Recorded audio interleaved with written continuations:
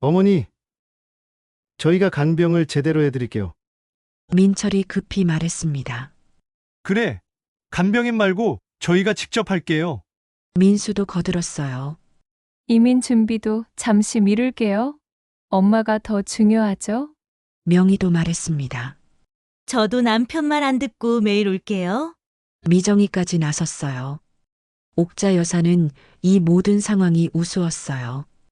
유언장 수정 소식이 들리자마자 갑자기 효자, 효녀가 되어버린 자녀들.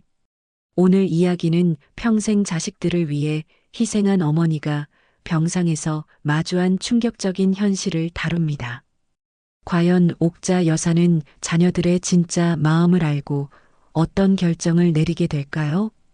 그 전에 잠깐 3초만 투자해서 구독, 좋아요 버튼을 꾹 눌러주시면 더 좋은 이야기로 찾아뵐 수 있습니다.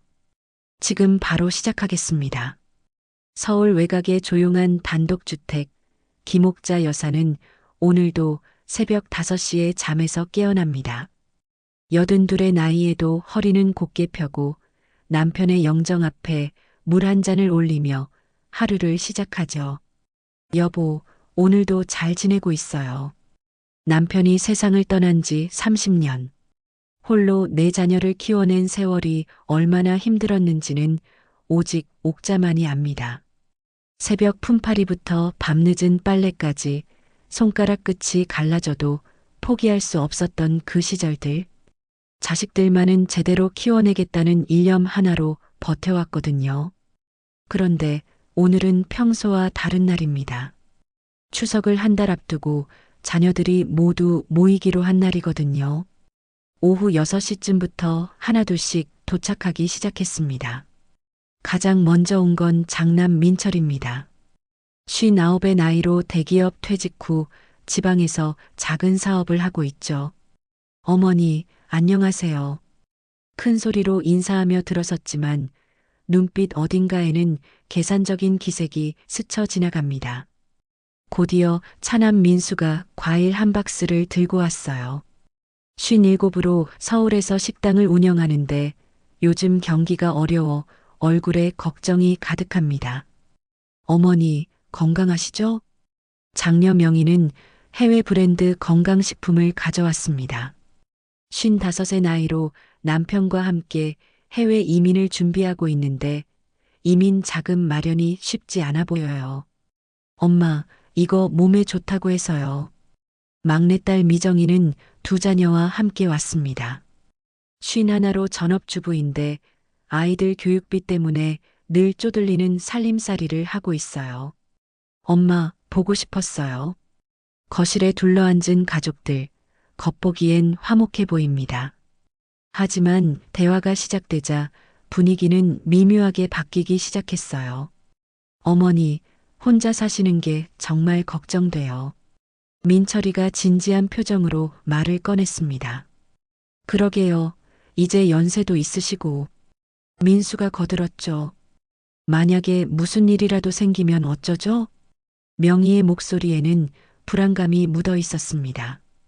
옥자 여사는 웃으며 대답했어요. 괜찮다. 아직 혼자 잘 살고 있어. 그런데 민철이가 조심스럽게 다른 얘기를 꺼냈습니다. 그런데 어머니, 혹시 재산 정리 같은 건 생각해 보셨어요? 요즘 상속세도 많이 나오고. 순간 거실이 조용해졌습니다. 모든 시선이 옥자 여사에게 집중됐죠. 민수가 한 발 더 나아갔어요. 형 말이 맞아요. 미리미리 정리해 두시는 게 나중에 복잡하지 않을 것 같은데요. 명희도 거들었습니다.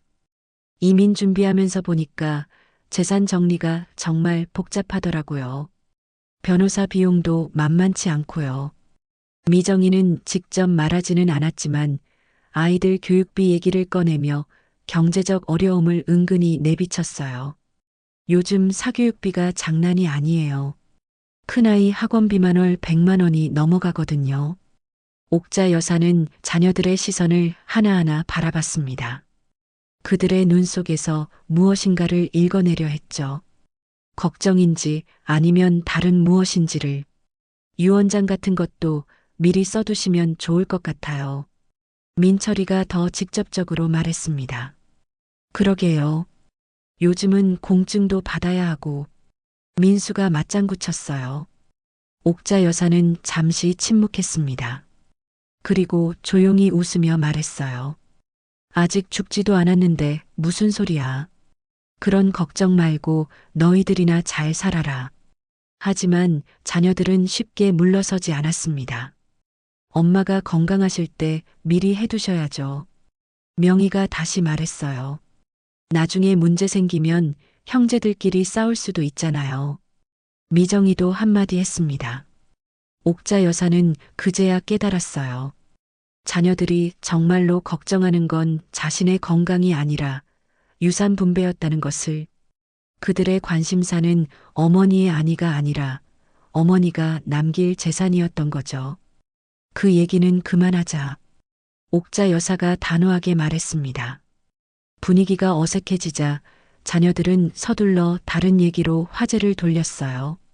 하지만 이미 공기는 무겁게 가라앉아 있었습니다. 저녁 식사 시간에도 대화는 겉돌기만 했어요. 평소 같았으면 옛날 얘기도 하고 손자들 자랑도 했을 텐데 오늘은 왠지 모든 대화가 어색했습니다. 밤 9시쯤 자녀들이 하나둘씩 집으로 돌아갔어요. 떠나면서도 여전히 같은 얘기였습니다.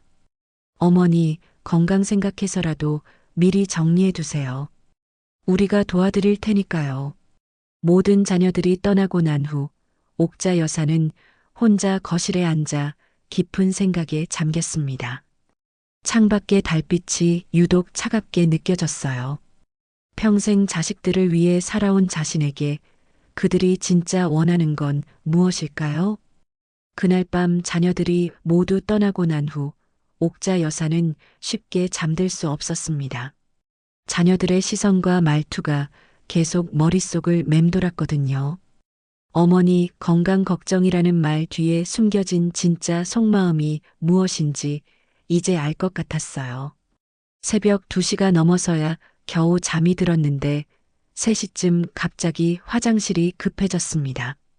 나이가 들면서 밤에 화장실을 가는 일이 잦아졌거든요. 평소 같았으면 조심조심 일어났을 텐데 그날 밤은 왠지 정신이 흐릿했어요. 침대에서 일어나 화장실로 향하던 중이었습니다. 거실 탁자 모서리에 발가락이 걸린 순간 옥자 여사는 그대로 넘어지고 말았어요. 아이고. 비명과 함께 바닥에 떨어지는 둔탁한 소리가 적막한 새벽을 깼습니다. 엉덩이 쪽에서 뭔가 뚝하고 끊어지는 느낌이 들더니 극심한 통증이 몰려왔어요. 일어나려 해도 다리에 힘이 들어가지 않았습니다. 아야 아야. 신음소리만 새어나올 뿐이었죠. 바닥에 쓰러진 채로 1시간 넘게 있다가 겨우 손을 뻗어 전화기를 잡았어요. 가장 먼저 누구에게 전화해야 할까 생각했는데 자연스럽게 장남 민철의 번호를 눌렀습니다. 여보세요? 잠든 목소리로 민철이가 전화를 받았어요. 민철아, 엄마야. 넘어져서 일어날 수가 없어. 옥자 여사의 목소리는 떨리고 있었습니다. 네, 어머니? 민철의 목소리가 급히 깨어났어요. 어디서 넘어지셨어요? 집에서. 화장실 가다가 넘어졌는데 엉덩이가 너무 아파서 일어날 수가 없어. 전화 너머로 잠깐의 침묵이 흘렀습니다. 그리고 민철이 말했어요. 어머니, 그럼 119 불러서 병원 가세요. 제가 지방에 있어서 지금 당장 갈 수가 없거든요. 그냥 119를 부르라고? 옥자 여사는 당황했어요. 네, 그게 빨라요. 저는 내일 오전에 올라갈게요. 민철의 목소리는 어딘가 냉정했습니다. 할 수 없이 119를 불렀어요. 구급차가 도착해 응급실로 이송됐고 엑스레이를 찍어보니 고관절 골절이었습니다. 의사는 수술이 필요하다며 입원을 권했죠. 다음 날 오전 민철이 병실에 나타났어요. 하지만 첫마디가 의외였습니다. 어머니, 수술비랑 병원비가 얼마나 나와요? 그것보다 아픈 건 안 물어보니? 옥자 여사가 서운한 마음에 물었어요. 아프신 건 당연히 걱정되죠. 그런데 현실적인 문제도 있잖아요. 민철은 계산기를 꺼내며 말했습니다. 수술비랑 입원비 합치면 꽤 나올 것 같은데 누가 부담해야 하지. 그때 민수가 병실에 들어왔어요. 형제는 서로 마주보더니 동시에 입을 열었습니다. 형이 장남이니까 형이 해야죠. 민수가 먼저 말했어요. 왜 나만? 너도 아들이잖아. 민철이 반박했습니다. 장남인 형이 간병도 하고 병원비도 내는 게 맞지. 그럼 너는 뭐해? 나는 지방에 있어서 매일 올 수도 없고. 옥자 여사는 침대에 누운 채로 두 아들의 말다툼을 들어야 했어요. 자신의 아픔보다 돈 계산부터 하는 자식들을 보니 가슴이 답답해졌습니다. 그만해라, 둘 다. 옥자 여사가 말했지만 형제의 실랑이는 계속됐어요. 형이 부모님 재산 많이 물려받을 거 아니에요? 그럼 지금 비용도 형이 내는 게 맞죠? 민수가 직설적으로 말했습니다. 뭔 소리야? 유산은 공평하게 나눠받는 거 아니야? 민철이 흥분했어요. 그럼 간병도 공평하게 나눠서 해야지. 두 아들은 서로 눈치만 보며 간병 스케줄을 짜겠다고 했지만 막상 구체적인 계획은 나오지 않았어요. 오후에는 명희가 왔습니다. 엄마, 괜찮으세요? 걱정하는 듯한 목소리였지만 곧 다른 얘기를 꺼냈어요. 그런데 저희 이민 준비 때문에 한국에 오래 있을 수가 없어요. 비자 서류도 준비해야 하고. 그럼 간병은? 옥자 여사가 물었습니다. 오빠들이 하시죠. 저는 한계가 있잖아요. 명희는 당연하다는 듯 말했어요. 저녁에는 미정이 왔어요. 하지만 남편과 통화하느라 정신이 없었습니다. 여보, 엄마 간병 때문에 계속 병원에 있을 수는 없잖아. 애들 봐줄 사람도 없고. 네, 알았어요. 통화를 끝낸 미정이가 미안한 표정으로 말했어요. 엄마, 남편이 집안일에 너무 신경 쓰지 말라고 해요. 애들 돌봐야 하고. 결국 그날 밤 옥자 여사는 혼자 병실에 남겨졌습니다. 간호사가 물어봤어요. 밤에 함께 계실 보호자분은 안 계세요? 글쎄요. 옥자 여사는 대답할 말이 없었어요. 다음 날도 그 다음 날도 마찬가지였습니다. 자녀들은 각자 핑계를 대며 간병을 미뤘어요. 민철은 지방에서 일이 있다고 했고 민수는 가게를 비울 수 없다고 했습니다. 명희는 이민 준비로 바쁘다고 했고 미정이는 남편이 반대한다고 했어요. 사흘째 되는 날 밤 옥자 여사는 병실 창문으로 보이는 어두운 밤하늘을 바라보며 깊은 한숨을 쉬었습니다. 평생 자식들을 위해 희생해온 자신에게 정작 자신이 아플 때 곁에 있어줄 사람은 아무도 없다는 현실이 뼈저리게 느껴졌어요. 그때 마음속에서 어떤 결심이 서기 시작했습니다. 이번 사흘째 옥자 여사는 병실 침대에 혼자 누워 천장을 바라보고 있었습니다. 고관절 수술을 받은 후 통증은 조금 나아졌지만 마음의 상처는 더 깊어져만 갔어요. 자녀들이 돌아가며 간병을 하겠다고 약속했지만 실제로는 아무도 밤을 함께 보내주지 않았거든요. 새벽 6시쯤 간병 전문 간호사 박순옥 씨가 병실에 들어왔습니다. 55 정도로 보이는 그녀는 환한 미소를 지으며 인사했어요. 안녕하세요, 어머님. 저는 박순옥이라고 합니다. 앞으로 어머님 간병을 담당하게 됐어요. 간병인을 누가 불렀나? 옥자 여사가 의아해했습니다. 아드님께서 연락 주셔서 왔어요. 가족분들이 교대로 오시기 어려운 상황이라고 하시더라고요. 아, 그제야 이해가 됐어요. 자녀들이 서로 간병을 미루다가 결국 간병인을 고용한 거였네요.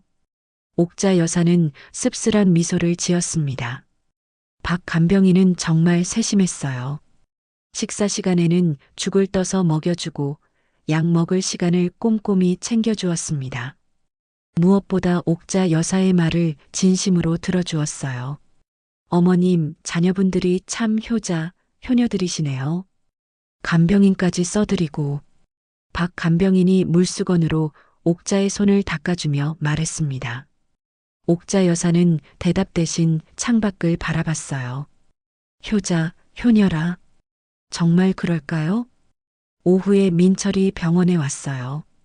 간병인이 있는 걸 확인하고는 안도의 표정을 지었습니다. 어머니, 이제 편하시죠?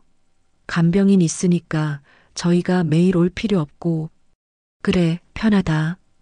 옥자 여사는 시큰둥하게 대답했어요. 그런데 어머니, 간병비가 하루에 10만 원이 넘어요. 한 달이면 300만 원이 넘는다고요. 민철이 계산기를 보며 말했습니다. 그래서 누가 낼 건지 정해야죠. 저 혼자 낼 수는 없고. 내가 장남이잖아. 그럼 유산도 제가 더 받아야죠. 민철이 본심을 드러냈어요. 그 순간 옥자 여사는 깨달았습니다. 자녀들에게 자신은 이미 관리해야 할 부담이 되어버렸다는 것을. 사랑하는 어머니가 아니라 비용이 드는 존재가 되어버린 거죠. 저녁에 민수가 왔을 때도 마찬가지였어요. 형이 간병비 낸다고 하던데 그럼 나중에 유산에서 빼고 계산해야죠. 유산 얘기는 왜 자꾸 하니? 옥자 여사가 짜증스럽게 말했어요. 어머니도 현실을 생각하셔야죠. 우리 다 살기 힘들어요. 명의도 비슷했습니다. 이민 비용이 부족해서 고민이라며 혹시 미리 유산 일부를 받을 수 있냐고 조심스럽게 물어봤어요. 미정이는 아예 노골적이었어요. 엄마, 솔직히 오빠들이 다 받을 거면 우리 딸들은 뭐 받아요? 미리 정해놓으시는 게 좋을 것 같은데요. 그날 밤 옥자 여사는 박 간병인과 긴 대화를 나눴습니다. 간병 일하시면서 이런 가족 많이 보셨죠? 옥자가 물었어요. 네, 정말 다양한 가족들을 봤어요. 어떤 분들은 자녀분들이 정말 헌신적으로 돌보시고 어떤 분들은 박 간호사가 말을 흐렸습니다. 어떤 분들은 솔직히 말씀드리면 유산에만 관심 있는 자녀분들도 있어요. 환자분보다 재산 얘기를 더 많이 하시는 경우도 있고요. 옥자 여사는 깊은 한숨을 쉬었어요. 내 자식들도 그런 것 같아요. 어머님, 너무 상심하지 마세요. 사람 마음이라는 게 참 복잡한 거예요. 다음 날 새벽 옥자 여사는 중요한 결정을 내렸습니다. 박 간병인에게 조용히 말했어요. 순옥 씨, 부탁이 있어요. 네, 말씀하세요. 변호사 한 분 소개해 주실 수 있나요? 유언장을 다시 쓰고 싶어요. 박 간호사는 놀란 표정을 지었어요. 어머님, 갑자기 왜요? 자식들이 그렇게 유산 얘기를 하니까 미리 정리해 놓는 게 좋을 것 같아서요. 하지만 지금 몸이 아프실 때 그런 결정을 하시는 게 아니에요. 지금이야말로 제대로 생각할 수 있을 때예요. 옥자의 목소리는 단호했습니다. 박 간병인은 망설이다가 고개를 끄덕였어요. 알겠어요. 아는 변호사분이 계세요. 그날 오후 변호사가 병실에 왔습니다. 옥자 여사는 기존에 작성해둔 유언장을 꺼내 보여주었어요. 자녀 넷에게 균등하게 나누어주는 내용이었죠. 이걸 수정하고 싶어요. 옥자가 말했습니다. 어떻게 수정하시겠어요? 옥자 여사는 잠시 망설이다가 입을 열었어요. 아직은 확실하지 않아요. 조금 더 지켜본 다음에 결정하겠어요. 변호사가 돌아간 후 박 간병인이 물었어요. 어머님, 정말 괜찮으세요? 괜찮아요. 이제야 정신이 들었어요. 옥자 여사의 눈빛에는 예전에 없던 결기가 서려 있었습니다. 그날 밤 옥자는 천장을 바라보며 지난 30년을 되돌아봤어요. 남편 없이 홀로 자녀들을 키우며 희생했던 세월들. 그런데 정작 자신이 도움이 필요할 때 그들이 보여준 건 사랑이 아니라 계산이었습니다. 이제 진짜 누가 나를 사랑하는지 알겠네. 옥자 여사는 마음속으로 중얼거렸어요. 이번 일주일째 옥자 여사의 상태는 많이 호전되었습니다. 박 간병인의 정성스러운 돌봄 덕분이었죠. 하지만 자녀들의 방문은 점점 뜸해졌어요. 간병인이 있으니 굳이 매일 올 필요가 없다고 생각하는 것 같았습니다. 그런데 병원 원무과에서 연락이 왔어요. 수술비와 간병비를 포함한 청구서가 나왔다는 거였죠. 총 800만 원이 넘는 금액이었습니다. 어머님, 병원비 정산하러 가족분이 오셔야 한다고 하네요. 박 간병인이 조심스럽게 말했어요. 그래요? 그럼 애들한테 연락해 봐야겠네요. 옥자 여사가 민철에게 전화를 걸었습니다. 민철아, 병원비 정산하러 와야 한다는데 얼마나 나왔어요? 민철의 첫 마디였어요. 800만 원 좀 넘는다고 하더라고. 전화 너머로 한숨소리가 들렸어요. 그렇게 많이요? 알겠어요. 내일 가볼게요. 다음 날 오후 민철이 병실에 나타났어요. 그런데 혼자 온 게 아니었습니다. 민수, 명희, 미정이까지 모두 함께 왔어요. 평소 같으면 이렇게 다 같이 오는 일이 없었는데 신기했습니다. 어머니, 많이 좋아지셨네요. 민수가 인사했어요. 그러게요. 안색도 많이 좋아지셨어요. 명희도 거들었습니다. 엄마, 우리가 간병을 제대로 못 해드려서 죄송해요. 미정이가 미안한 표정으로 말했어요. 옥자 여사는 의아했어요. 평소와 다른 자녀들의 태도가 어색했거든요. 갑자기 다 같이 왜 왔니? 병원비도 정산해야 하고 어머니 상태도 확인하고. 민철이 말을 흐렸어요. 그때 명희가 조심스럽게 다른 얘기를 꺼냈습니다. 그런데 엄마, 며칠 전에 변호사분이 오셨다고 들었는데요. 누가 그런 얘기를 했니? 옥자가 반문했어요. 간병인분이 말씀하시더라고요. 혹시 무슨 문제라도 있으세요? 민수도 궁금해했습니다. 박 간병인이 당황스러운 표정을 지었어요. 자녀들이 자신을 따로 불러서 캐묻는 바람에 어쩔 수 없이 말한 거였거든요. 별거 아니야. 그냥 유원장 정리 좀 하려고. 옥자 여사는 담담하게 대답했어요. 순간 병실 분위기가 달라졌습니다. 자녀들의 눈빛이 예리해졌어요. 엄마, 유원장을 왜 갑자기 수정하세요? 미정이가 다급하게 물었습니다. 수정한다고 했나? 그냥 다시 정리한다고 했지. 기존 유원장에 문제라도 있었어요? 민철이 추궁했어요. 옥자 여사는 자녀들의 반응을 유심히 관찰했습니다. 변호사가 왔다는 소식에 이렇게 발빠르게 모두 달려온 것 보니 역시 그들의 진짜 관심사가 무엇인지 확실해졌어요. 너희들이 그렇게 유산 얘기를 자주 하니까 미리 정리해 놓는 게 좋을 것 같아서 그래. 그럼 어떻게 정리하실 건데요? 명희가 직접적으로 물었어요. 아직 결정 안 했어. 천천히 생각해 볼 거야. 민수가 불안한 표정으로 말했어요. 어머니, 혹시 저희가 간병을 제대로 안 해드린다고 서운해 하시는 건 아니죠? 왜? 그래서 유원장을 바꾸시는 건 아니시죠? 옥자 여사는 피식 웃었어요. 너희들 참 재미있구나. 유산 걱정은 그렇게 하면서 정작 내 걱정은 언제 했니? 자녀들이 서로 눈치를 보기 시작했어요. 어머니, 저희가 간병을 제대로 해드릴게요. 민철이 급히 말했습니다. 그래, 간병인 말고 저희가 직접 할게요. 민수도 거들었어요. 이민 준비도 잠시 미룰게요. 엄마가 더 중요하죠. 명희도 말했습니다. 저도 남편 말 안 듣고 매일 올게요. 미정이까지 나섰어요. 옥자 여사는 이 모든 상황이 우스웠어요. 유원장 수정 소식이 들리자마자 갑자기 효자, 효녀가 되어버린 자녀들. 그들의 변화가 얼마나 진심일지 궁금했습니다. 그래, 그럼 오늘부터 교대로 간병해봐라. 네, 그럴게요. 자녀들이 일제히 대답했어요. 그날 저녁 민철이 병실에 남기로 했습니다. 박 간병인은 하루 쉬게 됐어요. 어머니, 불편한 거 있으면 언제든 말씀하세요. 민철이 다정하게 말했습니다. 하지만 밤이 되자 본색이 드러났어요. 의자에 앉아 있다가 금세 졸기 시작했고, 옥자가 화장실에 가고 싶다고 해도 제대로 도와주지 못했어요. 아이고, 허리야. 민철이 투덜거렸습니다. 다음 날은 민수 차례였어요.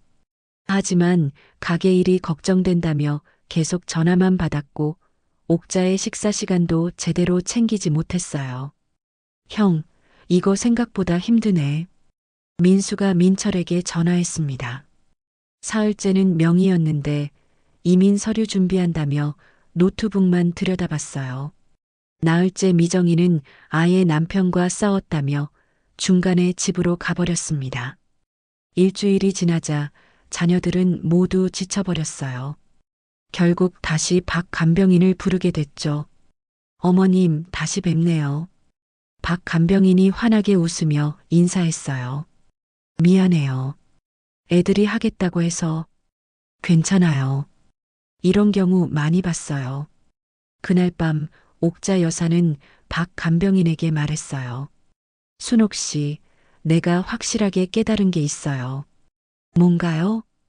진짜 나를 돌봐주는 사람이 누군지 알겠어요. 피는 물보다 진하다지만 때로는 물이 피보다 더 진할 수도 있나 봐요. 박 간병인은 옥자의 손을 꼭 잡아주었어요. 어머님, 힘내세요.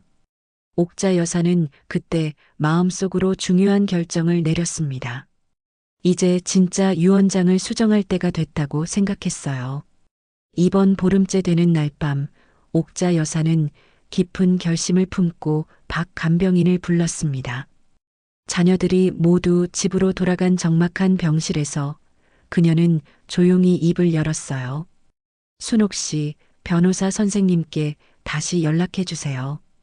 이제 정말로 유언장을 수정하고 싶어요. 박 간병인은 놀란 표정을 지었어요. 어머님, 신중하게 생각하세요. 가족 일은 한번 틀어지면 돌이키기 어려워요. 이미 틀어진걸요. 아니, 애초에 제대로 된 적이 없었나 봐요. 옥자의 목소리는 담담했지만 단호했습니다. 다음 날 오후 변호사가 다시 병실에 왔어요. 옥자 여사는 침대머리 서랍에서 기존 유언장을 꺼내 보여주었습니다. 이 유언장을 완전히 새로 쓰고 싶어요. 어떻게 수정하고 싶으신지요? 옥자 여사는 잠시 망설이더니 천천히 말했어요. 제 전 재산을 박순옥 간병인에게 유증하고 싶어요. 변호사가 깜짝 놀랐어요. 어머님, 정말 신중하게 결정하신 건가요? 자녀분들이 계시는데. 네, 확실해요. 이 사람이야말로 진짜 저를 돌봐준 유일한 사람이에요. 박 간병인도 당황했어요.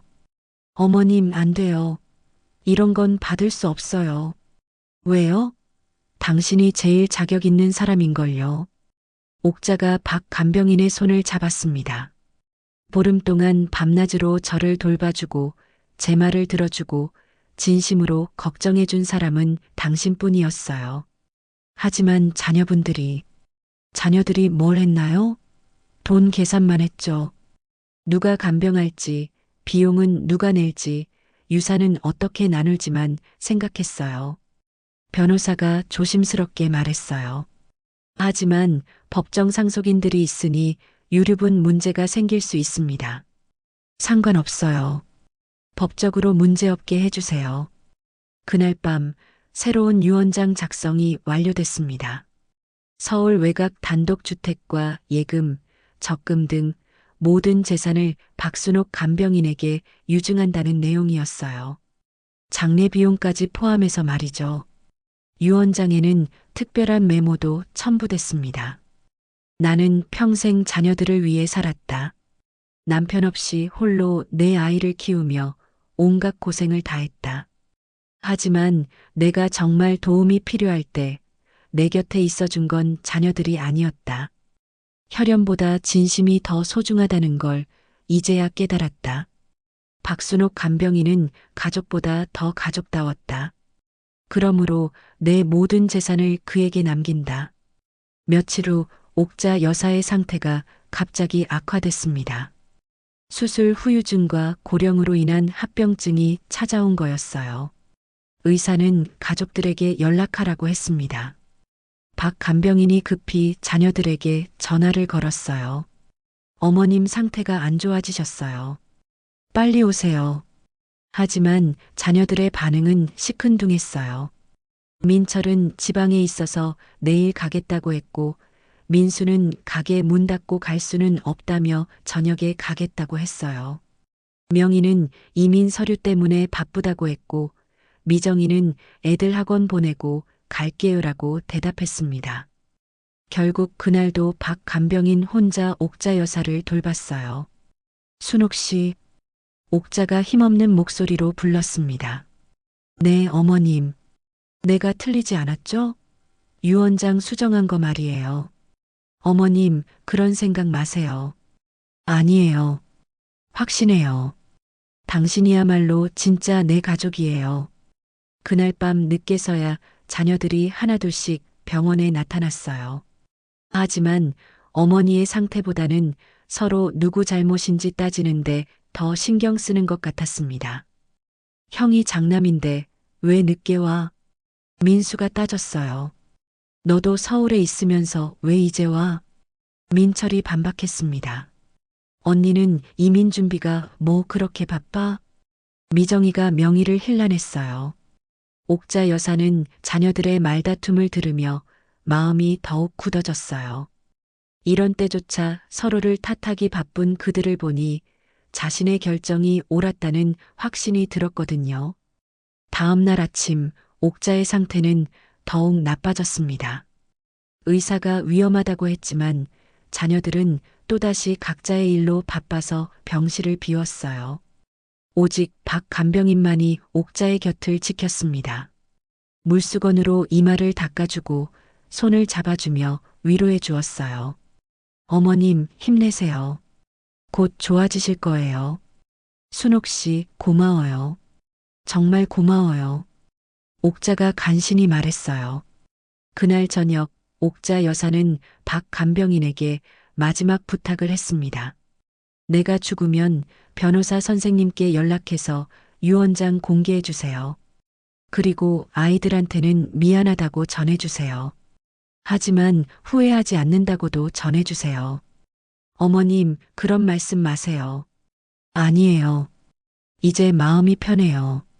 진짜 나를 사랑하는 사람에게 모든 걸 맡길 수 있으니까요. 그날 밤 옥자 여사는 깊은 잠에 빠졌습니다. 그리고 새벽 3시 박 간병인이 지켜보는 가운데 조용히 숨을 거두었어요.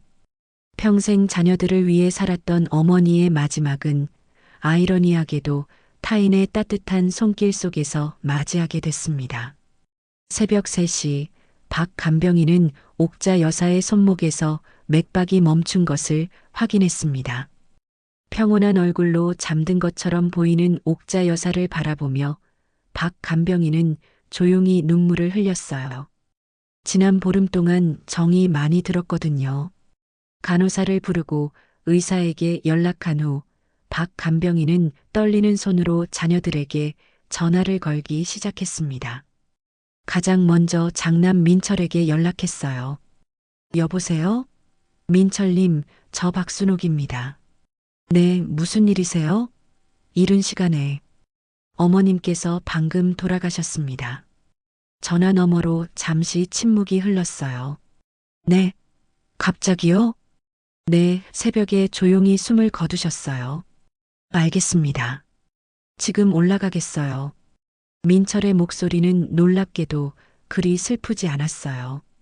오히려 어떤 일을 처리해야 하는 상황이 닥쳤다는 느낌이 더 강했습니다. 차남 민수에게도 연락했어요. 민수님, 어머님이 돌아가셨어요. 아, 그래요? 언제요? 방금 전에요. 알겠어요. 형한테도 연락했나요? 네, 연락드렸어요. 그럼 저도 곧 가겠어요. 명희와 미정에게도 같은 소식을 전했지만 반응은 비슷했어요. 슬픔보다는 해야 할 일이 생겼다는 인식이 더 강해 보였습니다.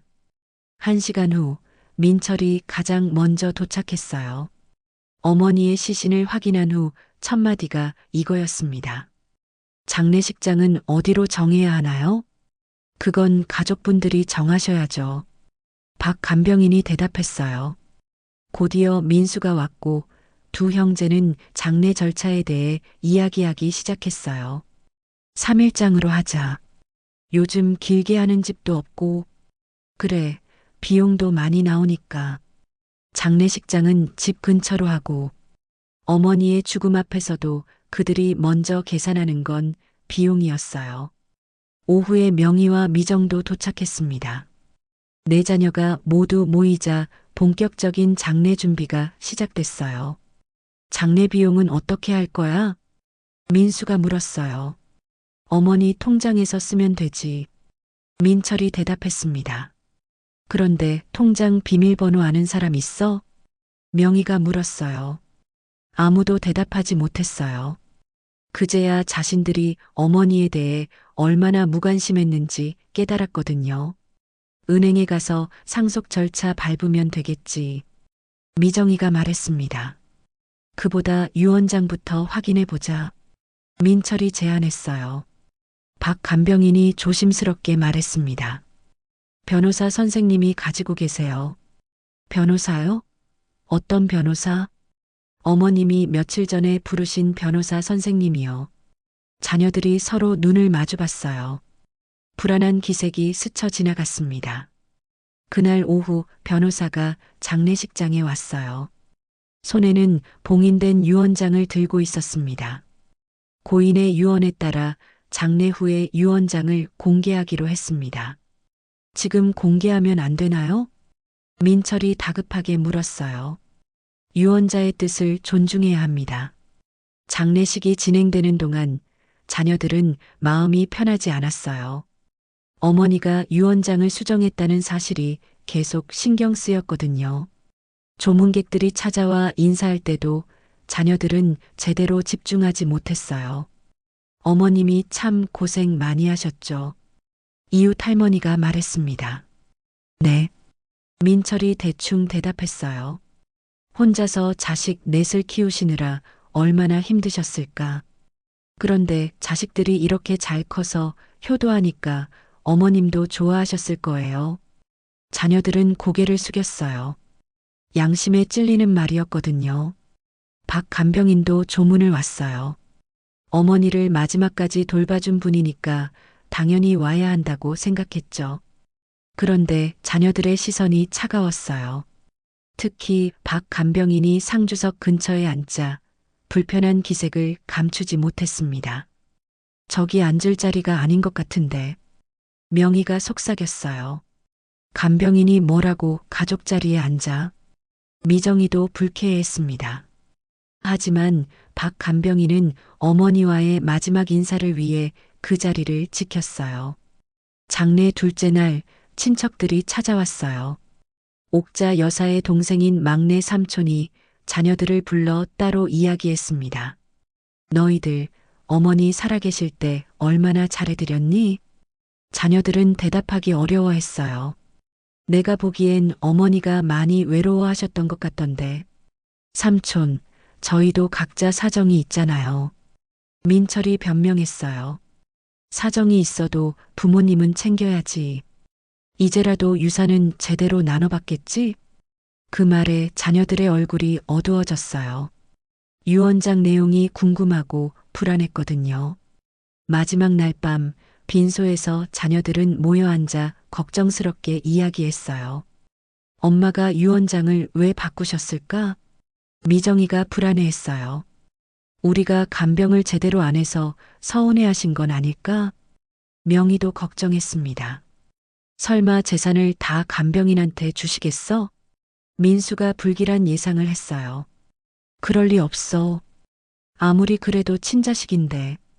민철이 부정했지만 목소리에는 확신이 없었어요. 그들은 그제야 어머니에게 얼마나 못했는지 후회하기 시작했어요. 하지만 이미 늦었습니다. 다음 날 발인을 마치고 납골당에서 모든 절차를 끝낸 후 드디어 유언장 공개 시간이 왔어요. 변호사 사무실에 모인 자녀들의 얼굴은 긴장으로 굳어 있었습니다. 박 간병인도 함께 자리에 있었어요. 그럼 이제 고 김옥자 여사님의 유언장을 공개하겠습니다. 변호사가 봉인을 뜯기 시작했어요. 자녀들은 숨을 죽이고 그 순간을 기다렸습니다. 변호사 사무실의 적막한 분위기 속에서 봉인이 뜯어지는 소리만이 유난히 크게 들렸습니다. 자녀들은 모두 숨을 죽이고 그 순간을 기다렸어요. 박 간병인만이 불안한 표정으로 고개를 숙이고 있었습니다. 고 김옥자 여사님의 최종 유언장을 낭독하겠습니다. 변호사가 엄숙한 목소리로 말문을 열었어요. 나 김옥자는 정신이 온전한 상태에서 다음과 같이 유언합니다. 자녀들의 시선이 변호사의 입술에 집중됐어요. 첫째, 서울 외곽 단독주택과 부지 일체를 박순옥에게 유증합니다. 뭐? 민철이 벌떡 일어섰어요. 둘째, 모든 예금과 적금, 보험금을 박순옥에게 유증합니다. 이게 무슨 소리예요? 명의가 소리쳤습니다. 셋째, 장례 비용 일체도 위 재산에서 집행하되 박순옥이 관리하도록 합니다. 민수가 얼굴이 새하얗게 질렸어요. 어머니가 정신이 나가신 거 아니에요? 이건 말이 안 돼. 미정이도 흥분했습니다. 변호사가 손을 들어 정적을 요구했어요. 아직 끝나지 않았습니다. 유언자가 남긴 별도의 메시지가 있습니다. 나는 평생 자녀들을 위해 살았다. 남편 없이 홀로 내 아이를 키우며 온갖 고생을 다했다. 하지만 내가 정말 도움이 필요할 때 내 곁에 있어준 건 자녀들이 아니었다. 혈연보다 진심이 더 소중하다는 걸 이제야 깨달았다. 박순옥은 가족보다 더 가족다웠다. 자녀들은 말없이 서로를 바라봤어요. 충격과 분노, 그리고 깊은 후회가 뒤섞인 표정이었습니다. 박 간병인이 떨리는 목소리로 말했어요. 저는 이런 걸 받을 수 없어요. 어머님이 왜 이런 결정을 하셨는지 법적으로 문제없이 작성된 유언장입니다. 변호사가 차분하게 설명했어요. 다만 유류분 청구권은 있으니 원하시면 법정에서 다투실 수 있습니다. 민철이 주먹을 쥐고 말했어요. 이건 납득할 수 없어요. 간병인이 어머니를 꼬셔서 이런 짓을 한 거예요. 아닙니다. 박 간병인이 억울하다는 표정으로 반박했어요. 저는 어머님께 그런 얘기 한 적 없어요. 그럼 어떻게 이런 일이? 명의가 소리쳤습니다. 변호사가 서류 봉투에서 다른 것을 꺼냈어요. 유언자께서 추가로 남기신 것이 있습니다. USB 하나와 편지입니다. USB요? 민수가 의아해했어요. 네, 영상 메시지라고 하시더군요. 그리고 이 편지는 자녀분들이 먼저 읽어보시라고 하셨습니다. 변호사가 편지를 민철에게 건네주었어요. 민철이 떨리는 손으로 편지를 펼쳤습니다. 민철, 민수, 명희, 미정에게 너희들이 이 편지를 읽고 있다는 건 내가 이미 세상을 떠났다는 뜻이겠지. 놀랐을 거야. 어떻게 엄마가 이런 결정을 할 수 있냐고 생각하겠지. 하지만 엄마는 후회하지 않는다. 너희들이 진짜 엄마를 사랑했다면 내가 아플 때 곁에 있어줬을 거야. 하지만 너희들은 돈 계산만 했지. 그게 바로 너희들의 진심이었어. 이제 엄마 역할도 그만하고 싶다. 미안하다. 편지를 읽던 민철의 손이 떨렸어요. 자녀들의 얼굴에는 부끄러움과 분노가 교차했습니다.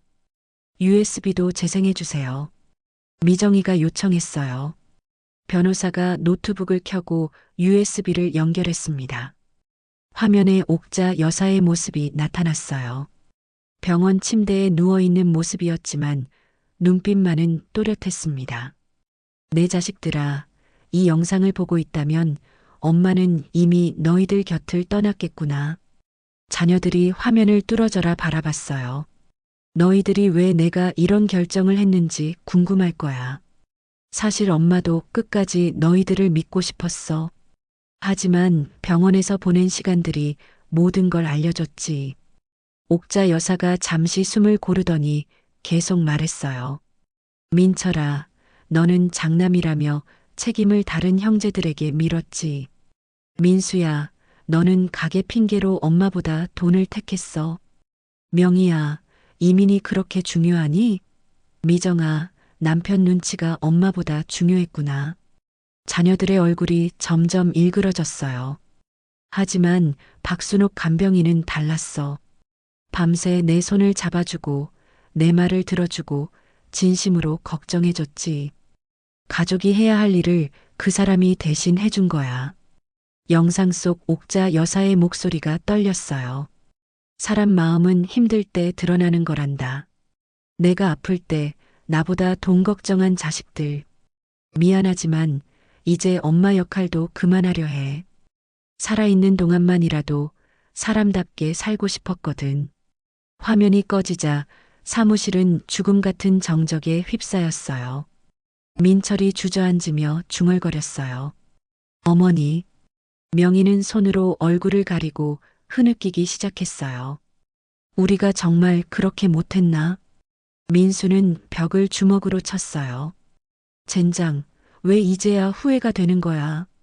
미정이는 눈물을 흘리며 박 간병인에게 말했어요.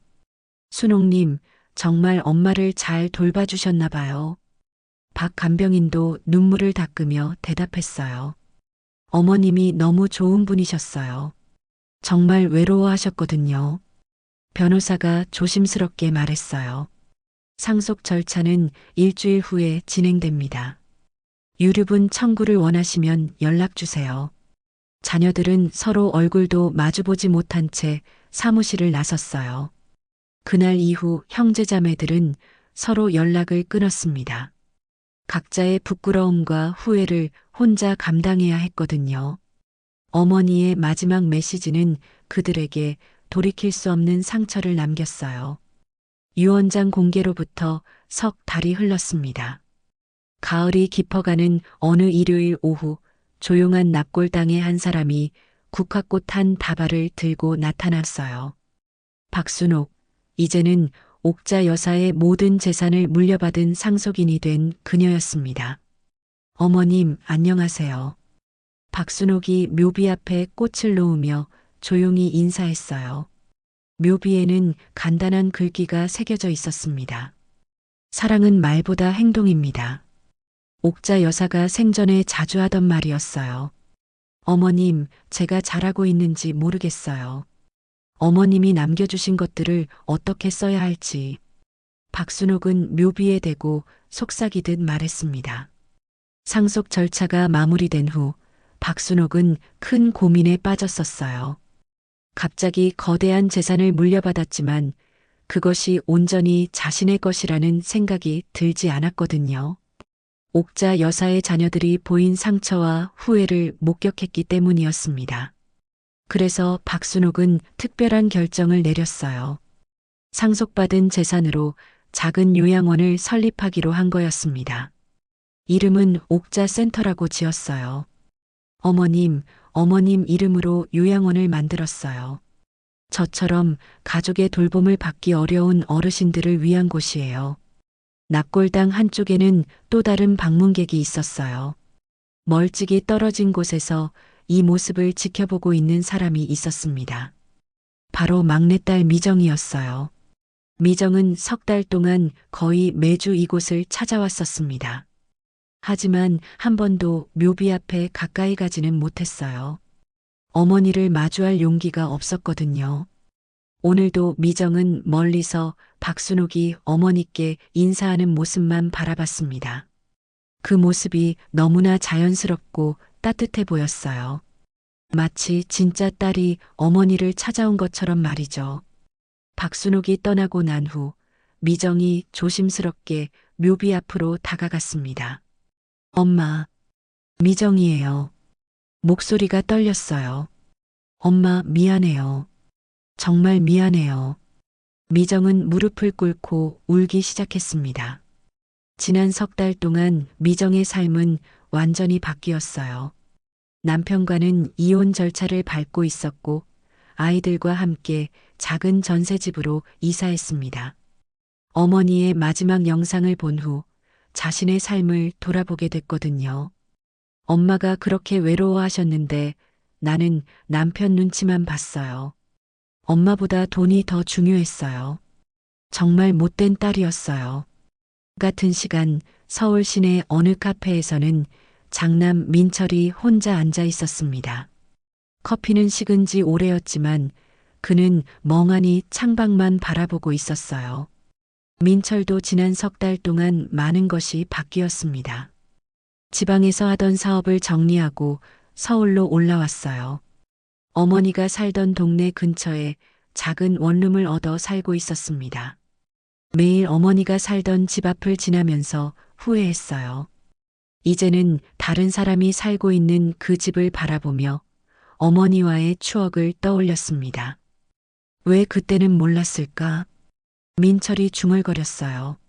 한편 차남 민수는 식당 일을 정리하고 요양보호사 교육을 받고 있었습니다.